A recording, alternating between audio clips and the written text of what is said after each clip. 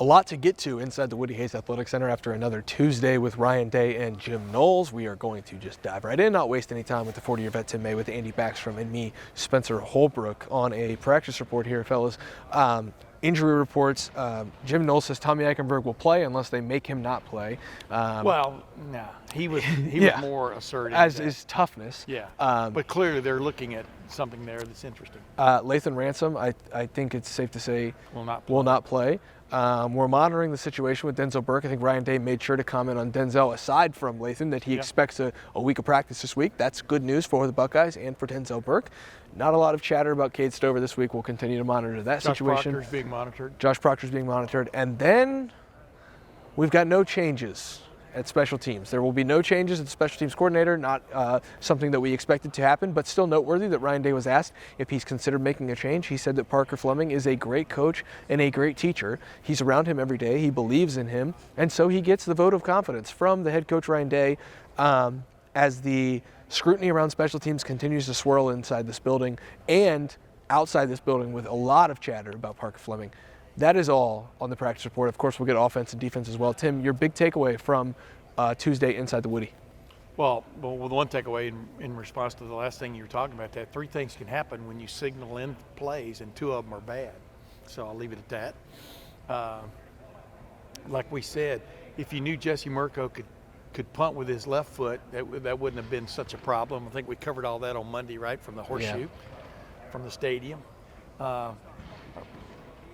My takeaways are that the one thing I'm looking at coming out of there is Kyle McCord's progress. We talked about this yesterday, and you know, Ryan Day would love for him to be Dan Marino right now. You know what I mean? Yes. That's not the way That's not the way it works with quarterbacks, especially first-year starting quarterbacks. He's continuing up that, and I think he is progressing, continuing up that little, like a stock index chart, you know, up and down, arrhythmia kind of, you know. Yep. And but I think he likes the progress he is on, but you still got to see progress. Yep. And the other thing, real quick, that Devin Brown could be much more available this week than he was last week, and he was available to play last week in a pinch. Yeah, my takeaway is probably that they won the red zone game against Rutgers, and that was the big difference.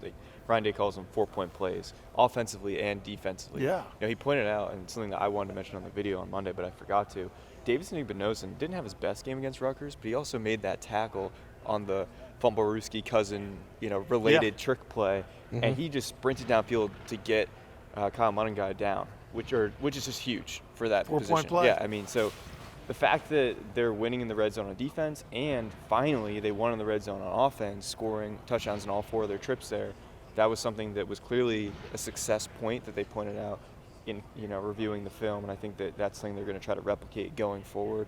And then also with more of the Kyle McCord talk, I thought that it was interesting of what Ryan Day highlighted, what was good and bad. He said that he felt like he handled the sack pretty well. They were put in a 3rd and long in that situation, and he was happy with the checkdowns that Kyle McCord took. So I think, you know, there was a lot said about, you know, Kyle McCord not pushing the ball downfield. It seems like there was satisfaction with the staff in terms of evaluating his performance, and some of that tentativeness that people thought was more just him being careful with the football, which they were actually happy with. Yeah, and my big beef about that aspect of it on Monday was the fact that, okay, if they're putting a cloud, basically they're putting a cloud or a little wall back there, you know, a certain point. Now eat up that part that's in the middle. You know, that I didn't think Ohio State did although he hit those passes, I don't think Ohio State did as good a job of eating up that middle intermediate zone area, which were, you know, was ripe for the picking in my mind. But like we said, you look at the stats at the end of the game, and Kyle McCord had a pretty damn good game, including a start, you know, historic start. But Career high in completion percentage. Correct, but that's not all there is to it. Yeah, it was more, the stats show you one thing, the eye test shows you another thing for some people, and I understand what you're saying, Tim. My big takeaway was that Jim Knowles views the rushing performance there against Rutgers as an anomaly on the defensive side of the ball. I made sure to ask him. Wait a minute, but are you the one that invoked that word? I mean, I asked him if it was an anomaly, and he said, yes, I look at play by play. I don't look at the rushing total, which is what I was getting at here. Is like, yeah, he didn't use that word. He doesn't look at the overall output of rushing. So yes, Rutgers had 232 yards rushing. I took the last play of the game and subtracted that because it was a throwaway play, so that's 10 yards. Takes you down to 222. I took the 45-yard fluke. You can't take it away, but it was one where Rutgers just kind of got him. I don't view that as like a down-to-down rushing success play. It was more of like a trick play. I took that away, so you're down inside the 180, and then you take away the sack yards, and there's another 9 yards. So it was around like 170. It was right around where Notre Dame was. On a play-by-play basis of like how the running game operated. But Jim Knowles looks at it from a play down-to-down perspective. Rutgers had more success and explosives in the running game than any other team this year other than Notre Dame. But also I don't think Jim Knowles was too like dissatisfied with the way the run defense performed. And I thought that was interesting because I guess for the first time this year, and I'm not saying I know ball, but like what I saw on film and what Jim Knowles saw were a couple little different because he doesn't seem to be as bothered by it, and I think they're going to try to get the run issues shored up if there are any. But that was my big takeaway is kind of like how he kind of push-pulled at the question there. And I thought it was a good little back and forth there. And your fits are still have to be your fits. I mean, your gap sound, and it still has to be gap sound. That's what he's looking at. And then the other thing is, I'm not because you and I are good friends. I carried concrete with you to the dump. That's how good a friend I am.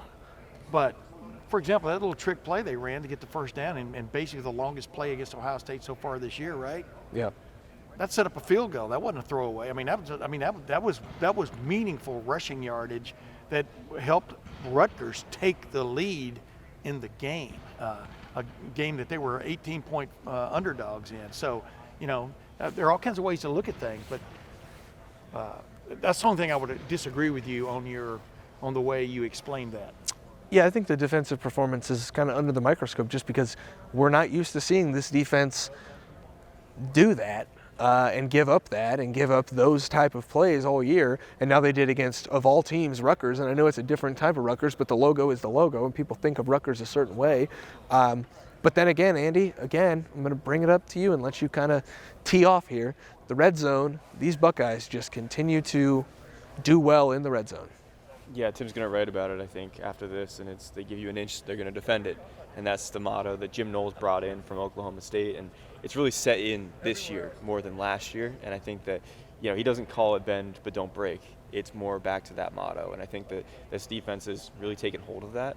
The other thing I'll say is that this defense looks a little bit different right now with some injuries. We talked about the injuries, right? But I thought it was interesting. Gabe Powers was brought up today, and Jim Knowles said that he feels like he's turning a corner. Now, Cody Simon is there. You get the sense that if Tommy Eichenberg couldn't play, Cody Simon would slide in. But there could be more of a rotation, and maybe Gabe Powers is that third, replaces Cody Simon in that situation. So I thought that was an interesting mention. Jermaine Matthews talked about again for his kind of moxie. Again, he should be. Right, and I thought he played a really great game against Rutgers, and he is giving them a lift at corner.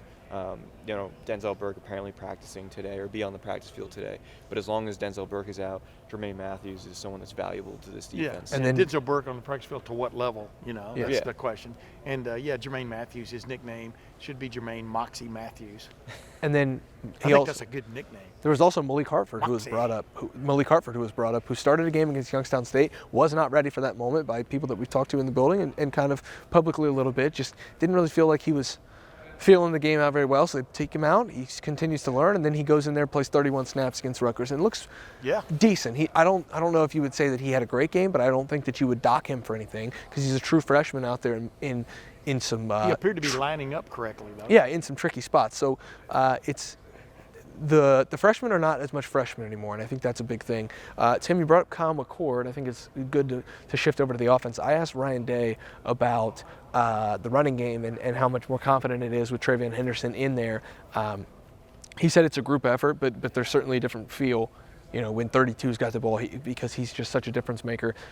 This offense looks like it's starting to come together, and I know that people still want to see a lot more from the passing game, you yourself included, Tim, with the intermediate stuff, but with 32, you're starting to see this team run the ball more effectively, which is going to help the passing game here down the stretch. Yeah, it kind of reminds you of the Cleveland Browns when they had 32 way back when. I think his name was Jim Brown. They looked a lot different. I'm not going to compare Travion to Jim Brown just yet, but we'll see. I'm just saying, when you've got a great back, I would put Travion Henderson in the great back category. Yeah, I think he's the best back in the Big Ten. Yeah, he is as explosive as anybody in the Big Ten. That is for sure. Agreed. Yeah. The potential of any play can go to the house if he can get to the second level. His burst, is just amazing. I mean, I remember Keith Byers, his 40 time was whatever it was, but man, when he was splitting a gap or somebody was chasing him, he was fast enough. Yeah. And Trayvon Henderson, I think Keith Byers would be the first to tell you Trayvon Henderson's faster than he was probably. I don't know, maybe Keith might fight that, but I digress. I'd take Trayvon in a race right now. Knowing Keith. Yeah. But anyway, I mean, it's remarkable. And now, we talked about this. I keep bringing it up, but we talk about different things, right? People watch our videos. Now the key is Trayvon going to be able to finish this regular season, healthy, stay that way. Maybe don't overuse him. He's not probably going to win the Heisman Trophy, for example. You understand what I'm saying? So, my question is, how much more are we going to see a Chip train him, and are we going to see Dallin Hayden? I don't know why they're redshirting him. It's still a mystery to me, but are we going to see them burn that and get him some more carries the next couple of games? Because, man, you want Trayvon Henderson ready at the end of the month. Yep. And because of what the threat he brings, which opens things up for the guy that just walked behind us there, Marvin Harrison Jr. You want him as close to 100% as you can be at this point in the season. And so I know they're juggling those questions, but you also want him to get his. He also you want him to get his too, meaning what's coming to him from a stat standpoint, et cetera, from a performance standpoint, because this is like performance. This is performance art is what these guys are doing, and he loves the big stage. You can see it. So you want him to have his moments there in the spotlight. It's an interesting balancing act they got to run. He also hasn't played a healthy game against Michigan. Last year he didn't play in the game. Correct. And his freshman year he got banged up in the Penn State game and didn't look the same Correct. after that. So he has not played healthy against the Wolverines. So it's a big deal to get him to November 25th at full strength. I wouldn't be surprised if he gets a lighter workload against a hapless Michigan State team and a pretty bad Minnesota team. So, Andy, I guess I'll just throw it over. Do you think Ohio State's injury situation, do you think we'll see a few different guys on the field on Saturday against Michigan State? Because I think I'm in the camp that I think that's what we're gearing up for here. Yeah, I mean, I think some out of necessity. We talked about some already. I think that we could see Jermaine Matthews again. I don't know. We don't know the situation. Jair Brown maybe. We could see more of Malik Hartford, or we even saw Kai Stokes for a play against Rutgers. Yeah. Those guys are all in play. Jahad Carter, I know he's trying to get back.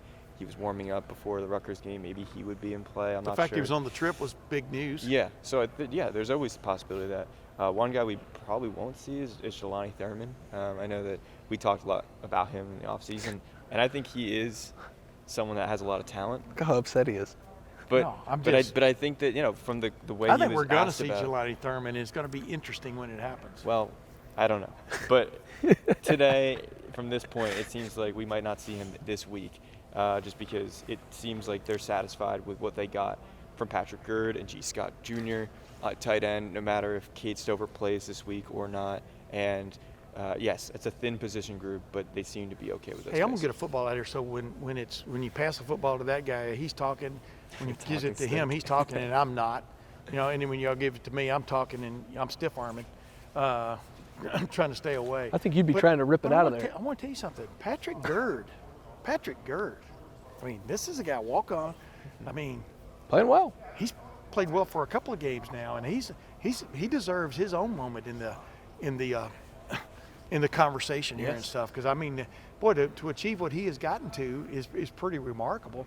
I'm trying to get them to bring him out tomorrow so I can do a little piece on him, but that just shows you, man, different guys have to step up at different times. But that's why I'm not giving up on the Jelani Thurman thing. I mean, Cade Stover winked at me as he left the field on Saturday because, as we know, in a push come to shove, he could have played. Mm-hmm. Yeah. But, man, the more time you can put in between really stressing and not, that's gold at this point in a season. Yeah. And, when you look at Ohio State and you look at that, quote, close game they had, as the national commentators kept calling it, even though they beat the spread. Yeah. You gotta figure out some way to equate what they did with what Georgia did against Missouri, right? So you can justify whatever you want to justify in a conversation. But the players we just talked about who either couldn't play, didn't play, or left the game, like a Josh Proctor, this team is still looking pretty damn good. Still looking pretty damn worthy of being a maybe the number one team in the country, in my opinion. Definitely one of the top three. I don't know if they will be number one on Tuesday night. We will learn that on Tuesday night, and we will have coverage of that at LettermenRow.com. Believe it or not, this team is getting healthier. I truly believe that. Josh Proctor's injury does not seem to be something major. I would expect him back either this week or next week. Denzel Burke doesn't seem to be major. Cade Stover, we know that he's not going to sit out much. You know that Tommy Eichenberg's going to tough it out. If you don't see 35 on the field on November 25th, he's probably not with us anymore, because I think he'd have to be dead not to play in that game. You won't see it on Saturday either, but I do think this team is getting healthier. Yeah, I think you took that a little too far, that analogy, but I'm with you. And looks like he's got at least a pretty major bruise situation going on. And his elbow, as you know, Jim knows, kind of let it out of the bag, right? An elbow situation, because he probably got hyperextended or something. And I know they took him in, and I'm sure they x-rayed it and stuff, but he came back out on the field, which was a good sign. But speaking of Patrick Gerd, I think his dad's Andy Gerd, right? Former Buckeye linebacker. I don't know. I should have looked that up before I even brought it up. If it's not, you can cut this part out. But I'm not cutting anything out. But he played. You said it. He played with one arm one time as a linebacker. Got banged up. That's how thin they were at that point in the season, but also how tough Andy Gerd was as a linebacker at Ohio State. I think Tommy Eichenberg's tougher. He's the toughest guy I've ever seen in my life. So, closing thoughts, Andy, before we get out of here. Yeah, I think, Ryan Day has been asked about things regarding the Michigan sign stealing investigation, and I know, Tim, you asked him today. He's got other questions about it. He's not answering those right now. He's focused on Michigan State. He's focused on the end of the season. I thought he made an interesting point. The teams that ignore the noise the most tend to have the most success at the end of the season. He said good and bad noise. So he said last year with his defense, they took a lot of heat. They weren't playing well down the stretch, and that was bad noise. Well, now the defense is getting all the good noise. Instead, being told they're one of the best defenses in the country. Well, you have to also block that out too, not just all the rumors and investigations. And so it seems like that is just the focus right now. He's not even saying no comment. He just said, I'm not going to say anything.